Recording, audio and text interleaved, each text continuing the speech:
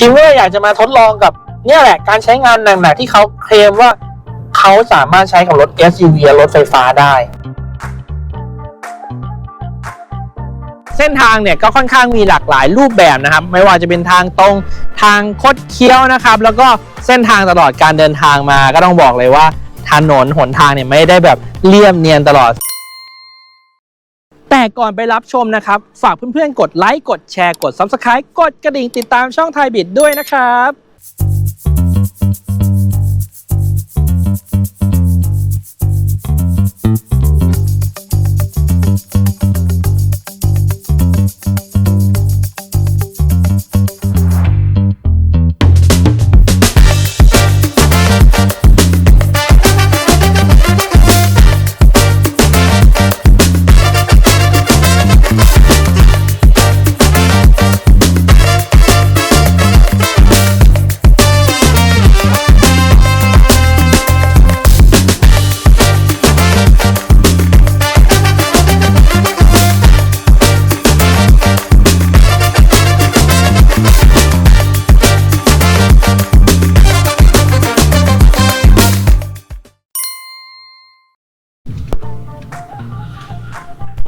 สวัสดีครับผมคิมจากไทยบิดนะครับวันนี้มารีวิวยาง Michelin Primacy 5 ครับผม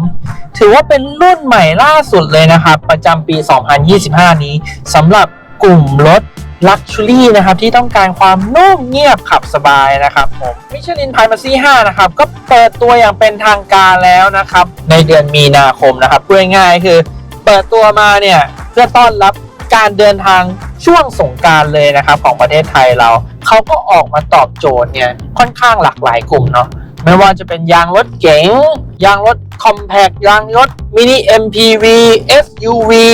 แล้วก็ยางสำหรับรถไฟฟ้าด้วยนะครับเพราะฉะนั้นเนี่ยมันต้องเรียกว่ามันครอบคลุมเนี่ยแทบทุกเซกเมนต์แล้วยกเว้นอย่างเดียวพวกกระบะพวกออฟโรดใหญ่ๆอะไรเงี้ยอาจจะไม่ได้ครอบคลุมรุ่นนี้นะครับโฟกัสจริงๆก็คือเรื่องของความนุ่มเงียบนะครับพัฒนามาจากรุ่น Michelin Primacy 4 นะครับอันนี้นะครับคิมก็จะมารีวิวการใช้งานจริงของ Michelin Primacy 5 กับถนนบ้านเรานะไม่ได้แบบไปเทสบนแทร็กที่มันแบบดูแล้วแบบเฮ้ยมันต้องเป็นแบบนั้นแบบนี้พื้นถนนเรียบๆเราไม่เอาเราก็จะเลยมาลองดูว่าพอมาใช้งาน Michelin Primacy 5 จริงๆแล้วเนี่ยสมรรถนะมันจะเป็นยังไงบ้างนะครับคิมก็ Michelin Primacy 5 รุ่นนี้เนี่ยมาใส่กับรถ MG HS PHEV เป็นรถของคิมเองนะครับผมถ้าเพื่อนๆจำได้เนี่ย Michelin Primacy 5 เนี่ยเขาเคลมว่ายางเขาเนี่ยสามารถใช้กับรถ SUV ก็ได้รถไฟฟ้าก็ได้เนาะรถ MG เนี่ยเป็นรถ SUV เนาะรุ่นของผมใช้อยู่อย่างที่สำคัญอีกอย่างนึงก็คือรถ MG HS PHEV รุ่นนี้เนี่ยมันเป็นรถไฮบริดมีแบตเตอรี่มีน้ำหนักที่ค่อนข้างเยอะคิมก็เลยอยากจะมาทดลองกับเนี่ยแหละการใช้งานหนักๆที่เขาเคลมว่าเขาสามารถใช้กับรถ SUV และรถไฟฟ้าได้ก็เลยเป็นที่มานะครับว่าคิมทำไมถึงเอามาเทสกับรถ MG HS PHEV ไม่ได้ไปทดสอบกับรถเก๋งทั่วๆไปสิ่งที่คิมประทับใจ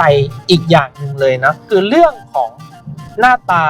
กับการใช้งานจริงๆมันไม่ได้แบบเหมือนกันซะทีเดียวถ้าเพื่อนๆไปดูตอนที่คิมรีวิวฟีเจอร์ของ Primacy 5 เวลาคิมกดยางไปเปรียบเทียบระหว่าง Primacy 5 กับ Primacy 4 Primacy 5 จะยวบมากๆเลยในไซส์เดียวกันแต่พอมาใช้จริงมาติดรถจริงความยวบยาบพวกนั้นมันไม่ได้เป็นแบบนั้นเลยนะแล้วหน้าตาตอนที่ติดกับแม็กคือมันตรงมันไม่ได้ป่องมากๆเนาะเหมือนตอนที่แบบยังไม่ได้ใส่กับแม็กพอใส่กับแม็กปุ๊บเปลี่ยนไปเลยมันดูตรงขึ้นแล้วก็การใช้งานจริงๆก็ไม่ได้แบบยวบยาบเป็นสิ่งที่แบบตอนแรกคิมกังวลนะอันนี้แบบตัดไปได้เลย2ข้อนี้นะครับก็ประมาณนี้ก่อนนะครับยังไงเดี๋ยวเส้นทางนี้จากกรุงเทพไปนครนายกคิมก็จะทดลองในหลากหลายรูปแบบนะการแซงซ้ายแซงขวาทางตรงเบรกถนนหลากหลายนะแล้วคิมก็จะไปสรุปให้เพื่อนๆฟังอีกทีนึงนะครับว่า Michelin Primacy 5 เมื่อเอามาใช้งานจริงในถนนบ้านเราเป็นยังไงติดตามครับ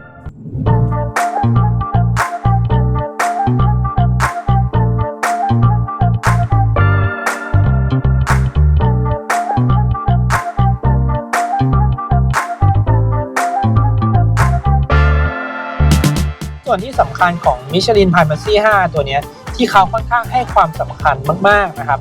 ก็มีหลักๆอยู่3ส่วนแรกเลยเนี่ยก็คือเรื่องของการก่อถนนเวลาเกิดเหตุฉุกเฉินส่วนใหญ่นะก็จะเกิดเหตุตอนพื้นเปียกการรีดน้ำเนี่ยเขาให้ความสำคัญมากๆ Primacy 5 รุ่นนี้เนี่ยถ้าเพื่อนจำได้นะครับตอนที่คิมรีวิวยางเปรียบเทียบกับ Primacy 4 เนี่ยลายดอกยางเนี่ยเปลี่ยนไปโดยสิ้นเชิงเลยดูดันดูแบบลายดอกยางเยอะขึ้นซึ่งมันก็เป็นส่วนหนึ่งแหละที่คิมเชื่อว่ามันเป็นส่วนที่พัฒนามาทำให้รีดน้ำเนี่ยได้ดีมากยิ่งขึ้นกว่า Primacy 4 ส่วนต่อมาเนี่ยพอใช้งานไปนานๆแล้วเนี่ยอัตราการรีดน้ำของร่องระบายน้ำยังไงก็ต้องน้อยลงแต่ไม่นะครับมิชลิน Primacy 5 รุ่นนี้เนี่ยเขาก็ออกแบบร่องรีดน้ำออกมาเนี่ยทำให้การระบายน้ำของมิชลิน Primacy 5 เนี่ยตั้งแต่เริ่มต้นจนถึงแบบเกือบหมดอายุเนี่ยมันยังมีการรีดน้ำที่ดีเหมือนเดิมการเบรกบนถนนเปียกเขาเคลมมาว่า Michelin Primacy 5 รุ่นนี้การรีดน้ำเนี่ยเป็นจุดเด่นที่เขาพัฒนามากๆเมื่อเปรียบเทียบกับยาง Primacy 4 แล้วเขาก็เปรียบเทียบนะครับว่าการที่เขาแบบพัฒนาขึ้นมาเนี่ยทำให้รีดน้ำได้ดีขึ้นอยู่ประมาณ 8% เนี่ยมันก็เกือบ 10% เนาะสมมุติว่าระยะเบรก10 เมตรอ่ะมันก็ลดลงมาเมตรนึงอ่ะก็เป็นระยะแบบชนไม่ชนอ่ะเพราะฉะนั้นมันก็เป็นอีกส่วนหนึ่งที่คิมคิดว่า 8% ที่ค่อนข้างสำคัญมากๆเลยส่วนที่2อายุการใช้งานครับมันเกี่ยวกับหลายๆส่วนมากเลยนะไม่ว่าจะเป็นเนื้อยางลายดอกยางหน้าโปรไฟล์ยางที่ทำให้การกดรับน้ำหนักเนี่ยของทั้งหน้าเนี่ยเต็มหน้าเพิ่มมากยิ่งขึ้นถ้าทำงานได้ดีเนี่ยอายุการใช้งานของยางก็จะเพิ่มมากขึ้นโอเคมานะ 24% สมมุติว่า 50,000 โลคุณใช้ไปอ่ะคุณเพิ่มไปอีก 24% อ่ะหมื่นกว่าโลถ้าคุณใช้ไปได้60,000 กว่าโลอ่ะเพราะฉะนั้นคือมันเป็นอะไรที่มันเยอะเพิ่มขึ้นมากๆเลยนะครับสำหรับยาง Michelin Primacy 5 ที่เขาใส่ใจในเรื่องของอายุการใช้งานขึ้นมาแล้วข้อ3เนี่ยคือต้องบอกอย่างนี้ว่ามันเป็นอะไรที่ Michelin เนี่ยเขาใส่ใจมาตั้งแต่ 10-20 ปีก่อนแล้วก็คือเรื่องของการประหยัดพลังงานการประหยัดพลังงานจริงๆแล้วเนี่ยมันก็เกิดจากแรงต้านทานการหมุนที่มันมีมากมีน้อยเขาก็พยายามที่จะลดแรงต้านทานการหมุนซึ่งยาง Michelin Primacy 5 รุ่นนี้เนี่ยเขาเคลมมาว่าเขาสามารถที่จะลดแรงต้านทานการหมุนได้ถึง 13% เยอะมากเอาพูดง่ายๆตีไปทุ่นๆ 10% แล้วกันปกติน้ำมันถังหนึ่งเนี่ยคุณวิ่งได้400 โลคุณเพิ่มอีก 10% เท่ากับคุณจะวิ่งได้ประมาณสักเป็น450 กิโลเพิ่มอีก50 กิโลนี่คือเยอะนะเดือนหนึ่งคุณค่าใช้จ่ายน้ำมันนะ 10,000 บาทคุณลดค่าน้ำมันไป 1,000 บาทเท่ากับปีนึงเนี่ยคุณลดค่าใช้จ่ายไป 12,000 บาทแล้วนะครับกับค่าน้ำมันแต่ว่าจริงๆมันอาจจะไม่ใช่ตัวเลขเป๊ะๆนะเพราะว่าค่า rolling resistance เนี่ยที่มันน้อยลงเนี่ยมันไม่ได้หมายความว่าเฮ้ยคุณจะประหยัดน้ำมันแบบ 10% อันนี้ผมลองตีคร่าวๆให้เพื่อนๆดูนะถ้ามันลดได้ 10% นะถือว่าเป็นตัวเลขที่ค่อนข้างแบบเยอะมากแต่เขาบอกว่าถ้าลดได้ 13% เนี่ยคือแบบโคตรเยอะนะครับผมสำหรับรุ่นนี้ก็ขับมาเรื่อยๆตามเส้นคลองหลวงนะครับแล้วก็ออกมาที่นครนายกนะครับเดี๋ยวจะไปจบที่เขื่อนขุนด่านนะครับไปสรุปกันนะครับว่าการใช้งานเป็นยังไงบ้างนะครับตามครับ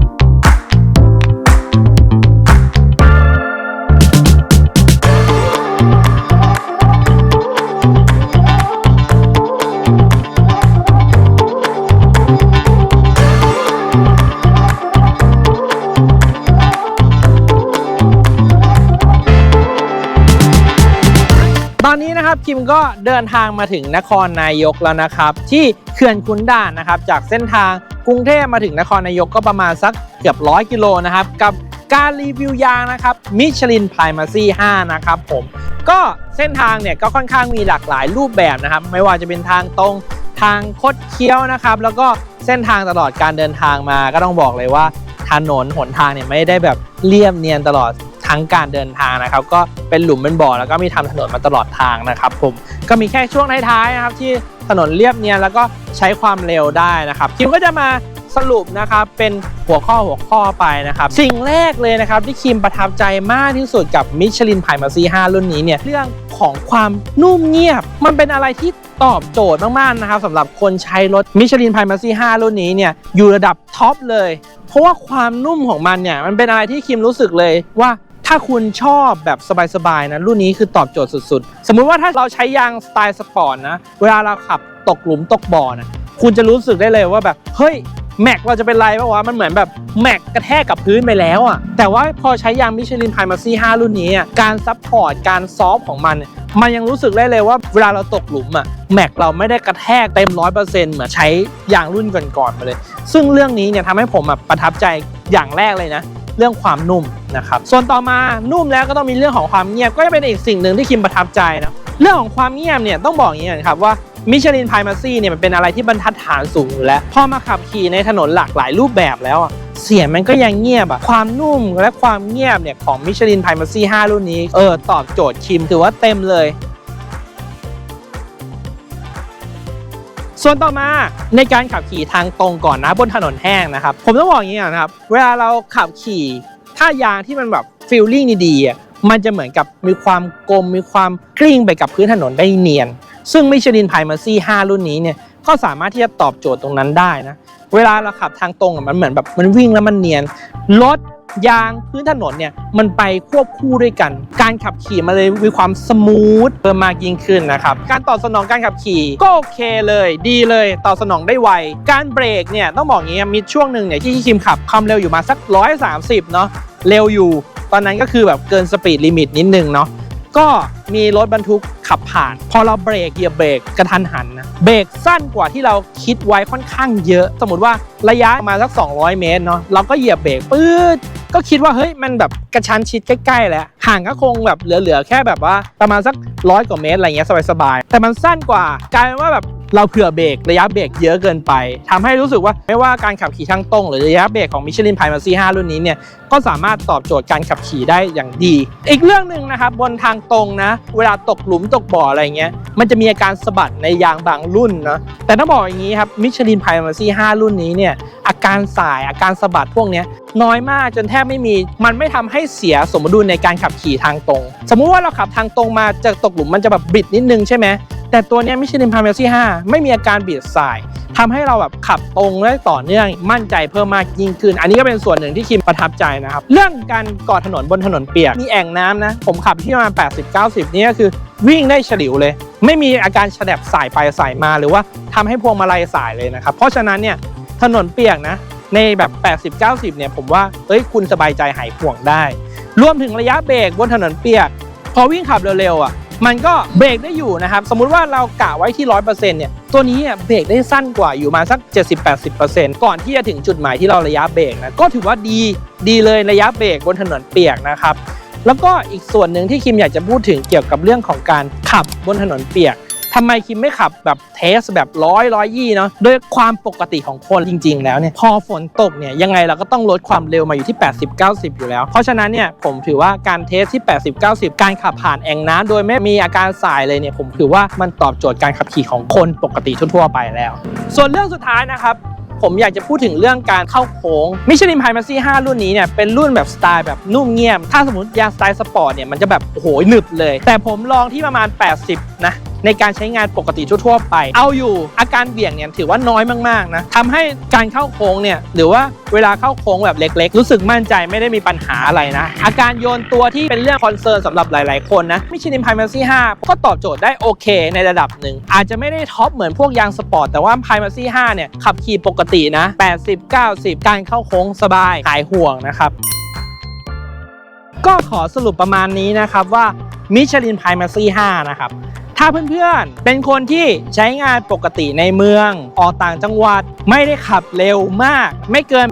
120อะไรเงี้ยไม่ได้แบบแซงซ้ายแซงขวานะแล้วก็ต้องการความแบบลักชัวรี่นุ่มเงียบขับสบายนะไม่ว่าจะเป็นรถเก๋งรถคอมแพครถ SUV รถไฟฟ้าผมว่า Michelin Primacy 5เนี่ยตอบโจทย์เพื่อนๆสมรรถนะความนุ่มเงียบอะไรเงี้ยสมดุลกันถือว่าไม่แพงอ่ะแล้วถ้าเขาบอกว่าเฮ้ยยางตัวนี้เพิ่มอายุการใช้งานอีกเกือบ 20% อย่างเงี้ยคือแบบโคตรคุ้มกว่าเดิมแน่นอนสำหรับ Michelin Primacy 5 รุ่นนี้ก็ฝากเพื่อนๆนะครับกดไลค์กดแชร์กด Subscribe นะครับกดกระดิ่งติดตามช่อง Thai Beat ของเรานะครับเราจะได้มีรีวิวยางรุ่นใหม่ๆนะครับให้เพื่อนๆได้ชมกันนะครับผม